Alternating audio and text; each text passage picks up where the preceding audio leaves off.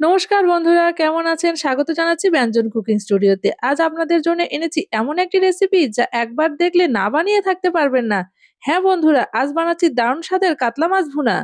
এখন চুলায় একটি ফ্রাই প্যান বসিয়ে তেল গরম করে কাতলা মাছগুলোকে দিয়ে হালকা আঁচে উল্টে পাল্টে মাছগুলোকে লাল করে ভেজে আমি তুলে নেব।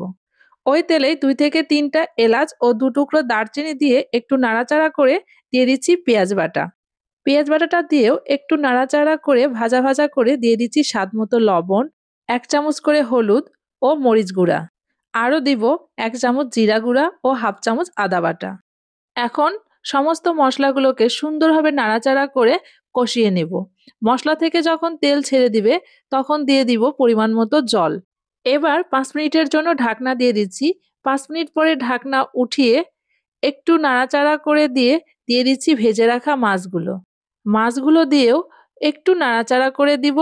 এরপর আবারও আমি 2 থেকে 3 মিনিটের জন্য ঢাকনা দিয়ে ঢেকে দেব। এবার ঢাকনা তুলে 1 চামচ গরম মসলার গুঁড়ো ছড়িয়েও ভালোভাবে নাড়াচাড়া করে সুন্দরভাবে মিশিয়ে নেব।